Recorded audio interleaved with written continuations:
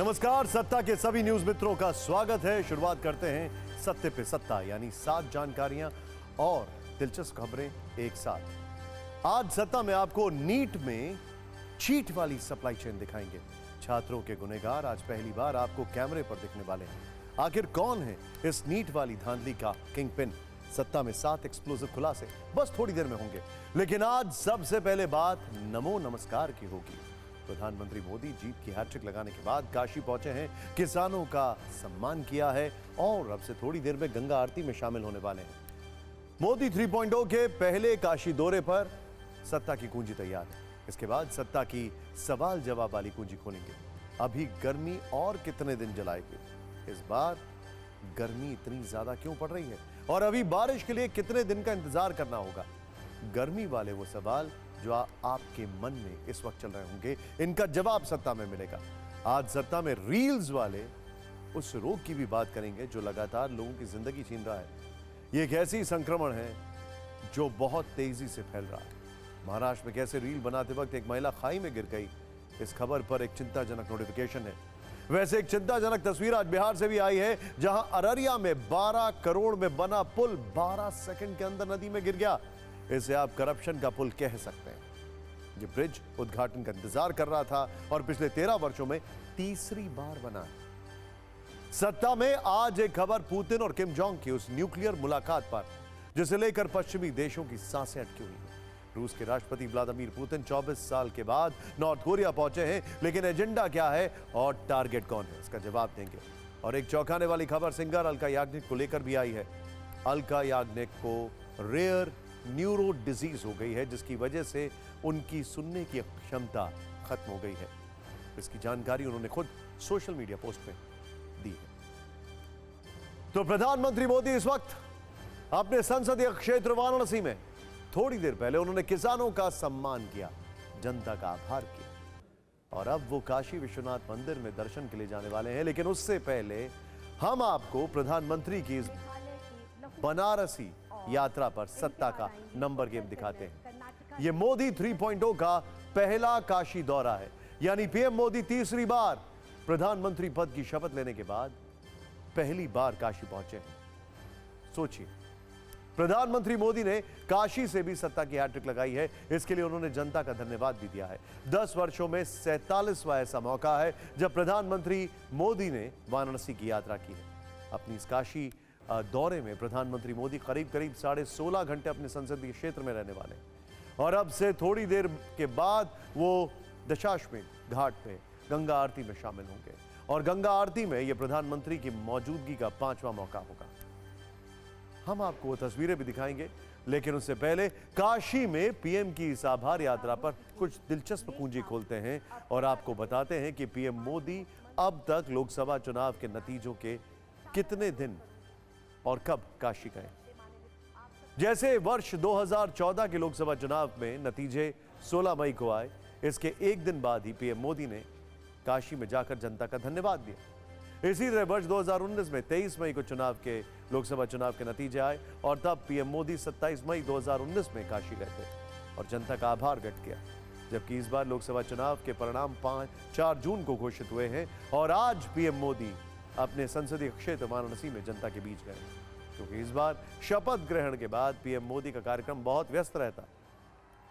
सरकार के मंथन और पीएम पद की शपथ के बाद वो कूटनीतिक सत्ता को मजबूत करने के लिए G7 समिट में इटली चले गए थे और अब वहां से वापस आने के बाद काशी विश्वनाथ से आशीर्वाद लेने और तीसरी बार काशी की सत्ता सौंपने के लिए जनता का धन्यवाद करने काशी गए। खासी हिल से मेघालय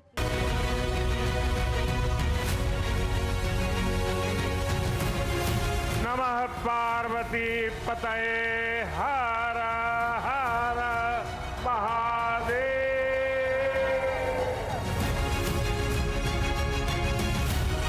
काशी के जनता जनार्दन के हमार प्रणाम। काशी के लोगों ने तो सिर्फ एमपी नहीं बल्कि तीसरी बार पीएम भी चुना है। अब तो मां गंगा ने भी जैसे मुझे गोद ले लिया है, मैं यहीं का हो गया हूं। और आपकी ये तपस्या देख करके सूर्य देवता भी थोड़ा ठंडक बरसाने लग गया। वैसे वर्ष 2014 के बाद पीएम मोदी की काशी यात्रा को अगर देखें तो आज की यात्रा के साथ ये उनकी 47वीं यात्रा है। 2014 में 3 बार, 2015 में 2 बार, 2016 में 5 बार, 2017 में 3 बार और 2018 में 5 बार, 2019 में 7 बार। ये देखिए जरा, 2020 में 3 बार, 2021 में 4 बार, 2022 में 4 बार, 2023 में 5 बार और 2024 में अब तक 5 बार वाराणसी जा चुके हैं। सीधे आपको लेकर चलते हैं। इस वक्त काशी में प्रधानमंत्री मोदी गंगा आरती के लिए मौजूद हैं। ये तस्वीरें वहीं से आ रही हैं, ये देखिए, सीधे आपको वहां लेकर चलते हैं। ये देखिए तस्वीरें, ये लाइव तस्वीरें वहां पर आ रही हैं। ये 5वां मौका है जब प्रधानमंत्री मोदी गंगा आरती में मौजूद हैं। विश्ववेदाः स्वस्ति नस्तारक्षो अरिष्टानेमिः स्वस्ति नो बृहस्पतिर्दधातु द्यौः शान्तिरन्तरिक्षगो शान्तिः पृथिवी शान्तिरापः शान्तिरोषधयः शान्तिः वनस्पतयः शान्तिर्विश्वे देवाः शान्ति। ये जो तस्वीरें आपके सामने आ रही हैं, ये 5वां मौका है जब प्रधानमंत्री मोदी गंगा आरती में मौजूद हैं। दशाश्वमेध घाट पर ये मां गंगा की आरती और पूजन इस वक्त उनके बगल में उत्तर प्रदेश के मुख्यमंत्री योगी आदित्यनाथ। गुरु प्रजाभ्यो भयं नः पशुभ्यः सुशान्तिर्भवतु श्रीमण महागणाधिपतये नमः। अब हम आपको पीएम मोदी की काशी यात्रा का एक डे प्लान भी दिखा रहे हैं। ये लाइव तस्वीरें आप देखते रहें। उन्होंने अब तक क्या क्या किया है और क्या क्या करने वाले हैं। आज पीएम मोदी सबसे पहले काशी पहुंचकर किसान सम्मान सम्मेलन में शामिल हुए। किसान सम्मान निधि की 17वीं किश्त जारी की और इस दौरान 20,000 करोड़ रुपए ट्रांसफर किए। इसका लाभ देश के 9 करोड़ 26 लाख किसानों को मिला है। और ये बात एकदम साफ है कि इस कार्यकाल में प्रधानमंत्री जहां सबसे ज्यादा फोकस कर रहे हैं, उनमें देश के किसान भी हैं। इसके अलावा आज पीएम मोदी ने 30,000 महिलाओं को कृषि सखी के प्रमाण पत्र भी दिए। ग्रामीण विकास मंत्रालय के साथ मिलकर चलाई जा रही कृषि सखी योजना का उद्देश्य 90,000 महिलाओं को कृषि श्रमिकों के रूप में प्रशिक्षित करना है, ताकि वे किसान समुदाय की सहायता कर सकें और उनकी आमदनी बढ़े। और अब से थोड़ी देर में प्रधानमंत्री काशी विश्वनाथ मंदिर जाने वाले हैं इस गंगा आरती के बाद, जहां की तस्वीरें लाइव आ रही हैं। एक बार फिर से आपको दिखाना चाहिए। श्री स्वीतवाराह कल्पे वैवस्वतमन्वन्तरे अष्टाविंशतितमे युगे कलि प्रथम चरणे जम्बुद्वीपे भरतखण्डे भारतवर्षे आर्याव्रते कदेशान्तर्गते अविमुक्तवाराणसी क्षेत्रे आनन्दवने महाश्मशाने गौरीमुखे त्रिकण्टकविराजिते भागीरथ्याः उत्तरवाहिन्याः पश्चिमे दिग्भागे प्रभवादिषष्टि संवत्सराणां मध्ये पिङ्गलनामाब्द संवत्सरे श्रीसूर्ये सौम्यायणीयाम्यगूलः। 10 वर्षों में लगातार तीसरी बार प्रधानमंत्री मोदी को काशी से सत्ता यूं ही नहीं मिली। काशी में विकास के कई ऐसे काम हुए जिसका इंतजार वहां के लोगों को काफी लंबे समय से था। दिव्य और भव्य काशी बनाने की दिशा में अगर कुछ बड़े कामों को देखें तो कुल मिलाकर वाराणसी को अब तक 45,000 करोड़ रुपए की विकास योजनाएं मिली। इसमें रिंग रोड भी शामिल है। इसके अलावा काशी विश्वनाथ कॉरिडोर का निर्माण, काशी तमिल संगमम का आयोजन, रुद्राक्ष कन्वेंशन सेंटर का निर्माण, बनासडेयरी की स्थापना, भागीरथी अलकनंदा क्रूज की शुरुआत, घाटों का सौंदर्यीकरण करते हुए नमो घाट जैसे काम करना शामिल है। साथ ही दीनदयाल हस्तकला व्यापार केंद्र की शुरुआत भी हुई है। आपको बता दें कि भारत का पहली वंदे भारत एक्सप्रेस भी वाराणसी से दिल्ली के बीच ही चलाई गई थी। और इसका परिणाम है कि वाराणसी की जनता ने लगातार तीसरी बार प्रधानमंत्री मोदी को काशी की सत्ता सौंपी है। और ये लाइव तस्वीरें इस वक्त काशी से आ रही हैं, जहां पर प्रधानमंत्री मोदी इस वक्त गंगा आरती में मौजूद हैं। लोगों का हुजूम उनको देखने के लिए। मादेश्वरी गंगा देवी पूजनम अहम करिष्ये तत्रादौ निर्विघ्नतासन सिद्ध्यर्थम आदौ गणेशयंबिकयोः स्मरणं च करिष्ये ओम मंगलानंद्वा गणपति गुंहवामहे प्रियाणंद्वा प्रियपति गुंहवामहे निधीनांद्वा निधिपति गुंहवामहे वसो मम आहमजानि गर्भधम त्वमजासि गर्भधम अम्बे अम्बिके बालिके नमानयति कश्चन षष्ठ्य स्वागः सुभद्रिकां कम्बेलवासिनीं ध्यानं समर्पयामि श्रीगणेशाम्बिकाभ्यां नमः मातेश्वरी गंगा देवी पूजनम् अथ ध्यानम् नमो देव्यै महादेव्यै शिवायै सततं नमः नमः प्रकृत्यै भद्रायै निहता प्रणता स्मतां ध्याये ध्यानं समर्पयामि मातेश्वरी गंगा देव्यै नमः एतानि पाद्यम् अर्घ्यं मुखे आत्मनियं सर्वांगे स्नानियं जलम् समर्पयामि यथ तस्वीरें आपके सामने आ रही हैं। ये दशाश्वमेध घाट से तस्वीरें हैं। 5वीं बार गंगा आरती में शामिल हैं। दीपों से जगमग हो चुका है पूरा घाट। लोगों का हुजूम यहाँ पर।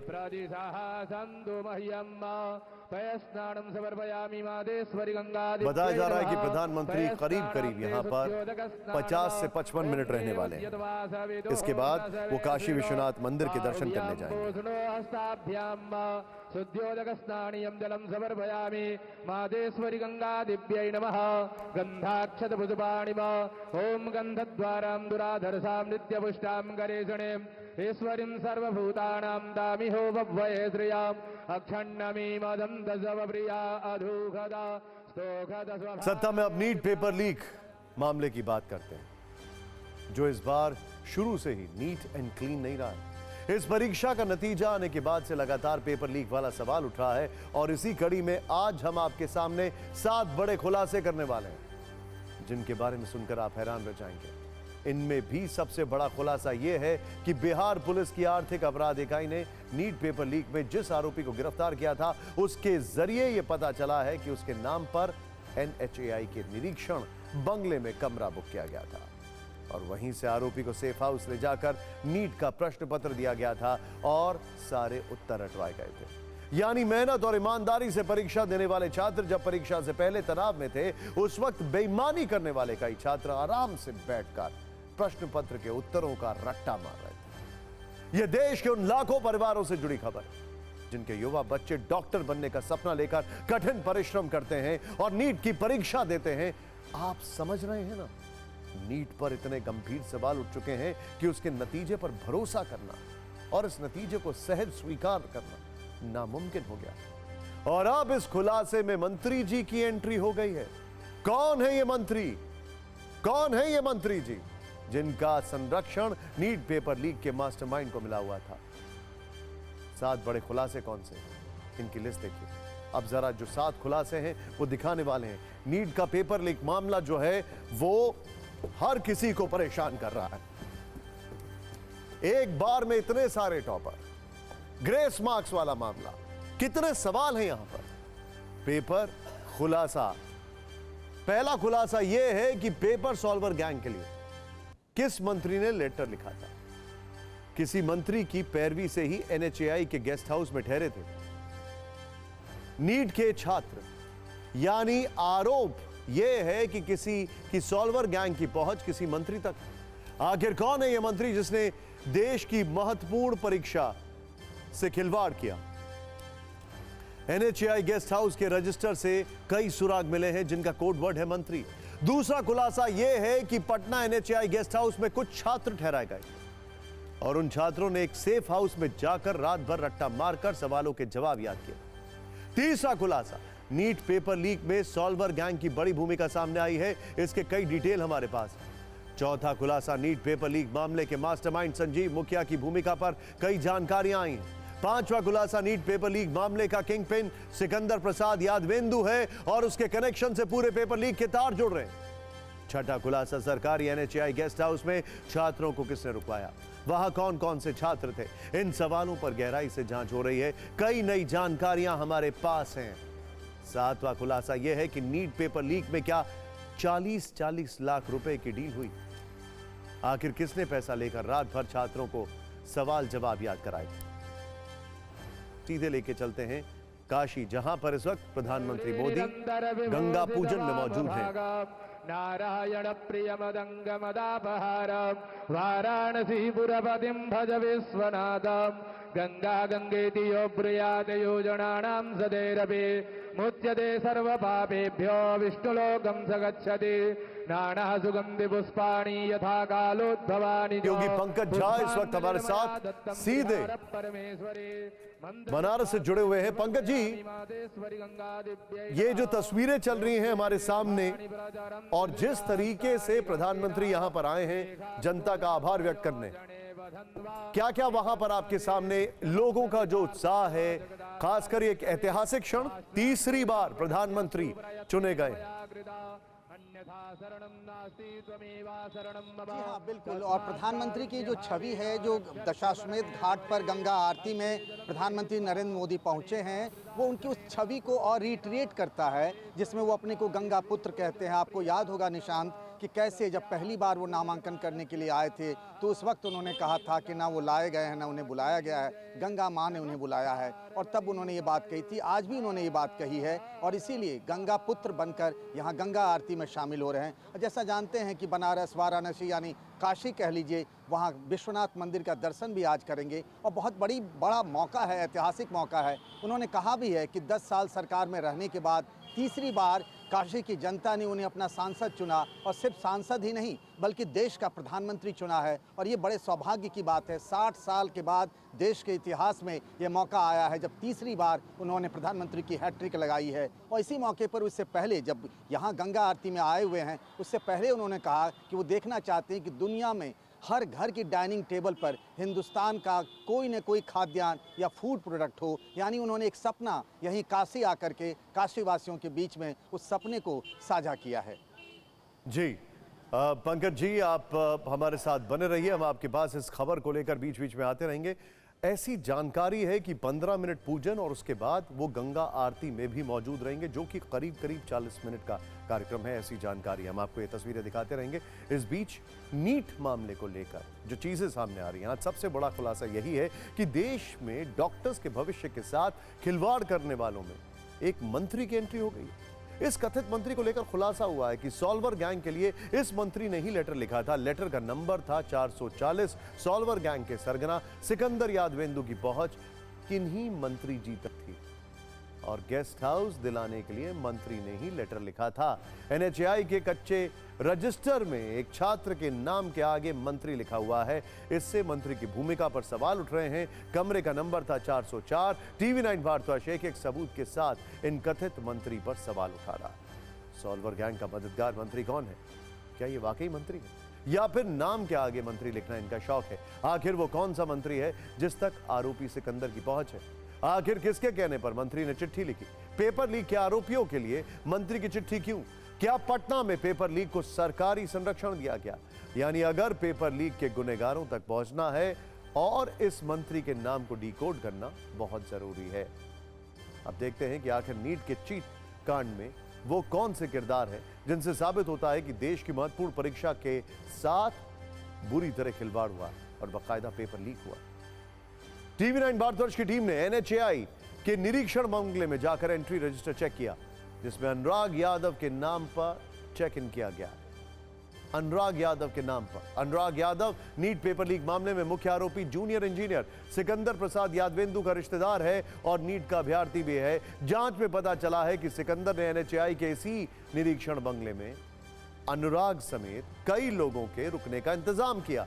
4 मई 12:40 तक पर अनुराग की एंट्री दर्ज है। यानी सॉल्वर गैंग ने छात्रों को एनएचएआई गेस्ट हाउस में ठहराया। बाद में इन लोगों को यहीं से 30 से ज्यादा उम्मीदवारों के लिए तैयार किए गए सेफ हाउस में ले जाया गया। वहां पर प्रश्नों के उत्तर अटवाए जा रहे थे।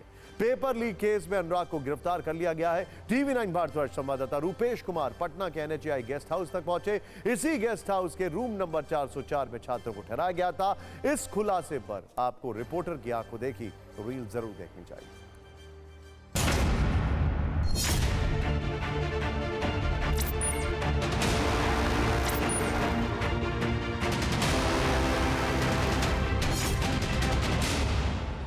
एनएचएआई के जो गेस्ट हाउस है उसमें मैं मौजूद हूँ इस वक्त। और यहाँ देखिए ये 4 मई यानी कि 4 और 5 मई के दरमियानी रात यहाँ कौन कौन रुका था इस गेस्ट हाउस में, ये है अनुराग यादव। ये अनुराग यादव का ये मोबाइल नंबर है, एंट्री इसका किया गया है और ये सब कुछ यहाँ पर अनुराग यादव का साइन किया हुआ है। 440 टोकन नंबर 440। रुकिए 1 मिनट, क्या बात है बताइए। और कौन है यहाँ पर? बिना इंचार्ज के कुछ हम नहीं बता सकते कुछ भी। आप हमको दिखा नहीं सकते हैं कौन यहाँ पे रुके थे? 4 और 5 मई को कितने लोग रुके थे यहाँ? मैं नहीं था सर यहाँ। आप कौन हैं यहाँ पर? अनुराग यादव की बुकिंग किसने की थी?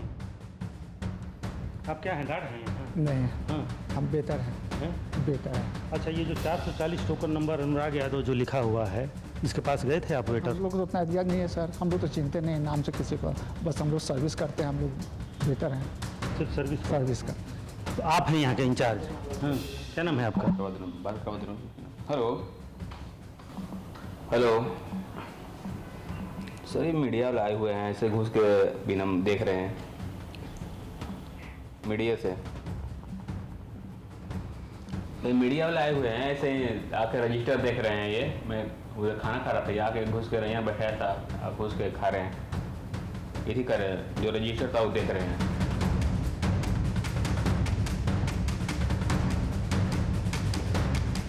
लीजिए, बात करने के लिए बोले, बात कीजिए ना। हेलो, कौन बोल रहे हैं सर? अच्छा, तो हमको कुछ जानकारी चाहिए कि 4 मई को कौन कौन लोग यहाँ रुके हुए थे। कुछ नाम है मेरे पास, उस नाम में से कौन कौन लोग यहाँ रुके हुए थे। नहीं, तो हम तो इनसे पूछे कि ज़रा दिखाइए। तो अब तो ये ले लिए हमारे हाथ से रजिस्टर, तो ज़रा हमको देखना था उसमें कौन कौन लोग रुके हुए हैं।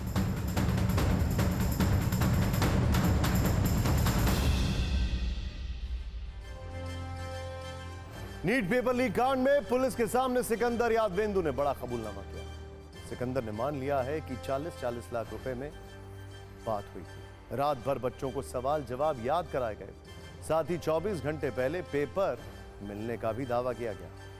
दावा किया जा रहा है कि जिस अनुराग यादव का नाम गेस्ट हाउस के रजिस्टर में दर्ज है, सिकंदर उसका रिश्ता है। देखिए कितने में डील हुई और किन छात्रों को फायदा हुआ। सॉल्वर गैंग के सरगना की इस पेपर लीक के मास्टरमाइंड सिकंदर यादवेंदु से बात हुई। इसके बाद 4 छात्रों को सीधे तौर पर फायदा पहुंचाने की बात सामने आ रही है। इनमें है 19 साल का आयुष राज, 22 साल का अनुराग यादव, 19 साल का शिवानंद कुमार और 21 साल का अभिषेक कुमार। खुलासे में यह भी सामने आ रहा है कि 30 से 32 लाख रुपए लेने की बात हुई थी। आखिरकार 40 लाख रुपए में डील पक्की हुई। इसमें अभिषेक और अनुराग से कम पैसे लेने पर बात फाइनल हुई थी। नीट में गड़बड़ी की जांच इकोनॉमिक ऑफेंस विंग ने भी शुरू कर दी है। आर्थिक अपराध इकाई को इस मामले से जुड़े अहम दस्तावेज हाथ लगे हैं। पटना के एजी कॉलोनी में एक किराए के मकान से अलग अलग बैंकों के दर्जनों भर एटीएम कार्ड और पासबुक भी जब्त किए गए। टीवी9 भारतवर्ष के बाद जब्त किए गए एक एक दस्तावेज की डिटेल मौजूद। वहां क्या मिला ये देखिए। एसबीआई का एक ATM card, Bank of Baroda का ATM card, Central Bank of India की पासबुक, एचडीएफसी बैंक की passbook, Central Bank of India की पासबुक, कोटक महिंद्रा बैंक की 19 पन्नों वाली चेकबुक। कोटक महिंद्रा बैंक की चेकबुक में रवि कुमार, आईसीआईसीआई बैंक का डेबिट कार्ड जिस पर शत्रुघ्न सिंह लिखा है। और अब नीट के चीट कांड को राजनीतिक पार्टियों ने हथियार बना लिया। कांग्रेस से राहुल गांधी ने जहां सोशल मीडिया पर सवाल उठाए, वहीं आम आदमी पार्टी ने दिल्ली में प्रदर्शन किया। कुल मिलाकर अब नीट की कहानी परीक्षा रद्द होने की दिशा में बढ़ती दिख रही है।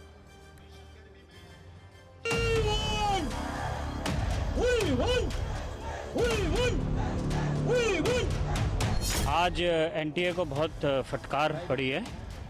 हालांकि ऑर्डर शीट पे नहीं ऑब्जर्व हुआ, लेकिन जजेस ने ये कहा कि you are playing with health of the country. जो ये एग्ज़ाम कैसे कैसे तैयारी होते हैं, ऑनरेबल जजेस ने ये भी एड्रेस किया कि उनको पता है कि कितनी मुश्किल से ये जो स्टूडेंट्स हैं वो तैयारी करते हैं।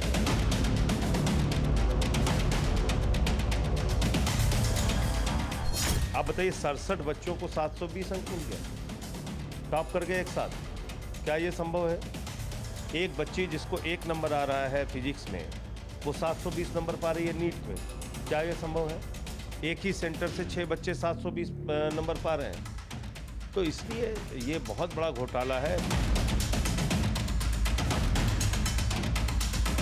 The Union Education Minister has no moral right to continue as an education minister. Last 5 years he was continuing as a Minister of Education. Entire examinations credibility had been questioned. The NEET examination is the latest thing. This NEET examination is the latest thing. He himself is admitting some gadbadi ho gaya.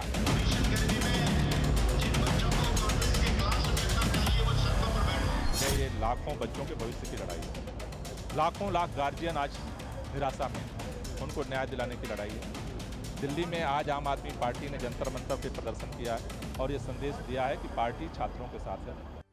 NEET में राजनीति गर्म हो रही है, लेकिन सत्ता में अब बात उस प्रचंड गर्मी की जो लोगों को जला रही है। हर दिन गर्मी को लेकर मौसम विभाग नए चिंता कार्ड दिखा रहा है और नया अपडेट यह है कि अब देश के 9 राज्यों में हीट वेव का अलर्ट जारी किया गया है। इनमें उत्तर प्रदेश, हरियाणा, दिल्ली, पंजाब और राजस्थान समेत कई राज्य शामिल हैं। लेकिन लोगों के मन में अब सवाल यह है कि आखिर इस गर्मी से राहत कब मिलेगी। आज इसी पर हमने अपने न्यूज मित्रों के लिए सत्ता की सवाल जवाब वाली कुंजी तैयार की है और इन सवालों पर देश के बड़े मौसम वैज्ञानिक से बात की है। सबसे पहला सवाल, आखिर गर्मी और अभी कितने दिन लोगों को जलाने वाली है? क्योंकि 9 तपा गुजर चुका है, आधे से ज्यादा जून निकल गया है, लेकिन सूर्यदेव हैं कि रहम करने का नाम नहीं ले रहा है। एक और सवाल जो लोगों को परेशान कर रहा है कि क्या आने वाले दिनों में गर्मी का यह सितम और ज्यादा बढ़ने वाला है, क्योंकि जिस तरह से पारा हर दिन नए तेवर दिखा रहा है उससे लोगों में डर है, खौफ है। सबसे पहले एक्सपर्ट से दोनों सवालों के जवाब, क्योंकि इसमें आपके लिए कुछ राहत की खबर हो सकती है। हीट वेव दो तरफ से धीरे धीरे कम होने की उम्मीद है। पश्चिम दिशा में आपका एक पश्चिम विक्षोभ है जिसके चलते, और एक साउथ में एक सर्कुलेशन भी है जिसके चलते साउथ वेस्टर्ली विंड्स आपका पंजाब हरियाणा की तरफ जा रहे हैं, जिससे उमस बढ़ रही है, जिससे थोड़ा बहुत कल से लेके थोड़ा बहुत थंडरस्टॉर्म एक्टिविटी पूरा नॉर्थ वेस्ट इंडिया में होने की पॉसिबिलिटी है, जिसके कारण से हीट वेव का जो स्थिति है थोड़ा गिर जाएगी। यानी कि आज रेड अलर्ट के बाद पंजाब हरियाणा में ऑरेंज अलर्ट में चले जाएंगे, उसके बाद येलो, और दिल्ली के लिए कल से हम येलो अलर्ट में चले जाएंगे। उत्तर प्रदेश यहाँ पर कोर हीट वेव जोन है, अभी भी यहाँ पर अगले 3 दिन तक हमारे रेड अलर्ट रहेगा। डे 4, डे 5 यानी कि 21-22 तारीख को थोड़ा बहुत राहत मिलने की संभावना है। हम लोग बचपन से सुनते आ रहे हैं वेस्टर्न डिस्टर्बेंसेस। इस बार हम चाहते हैं ये डिस्टर्बेंसेस जल्दी हो, क्योंकि वाकई में गर्मी परेशान कर रही है।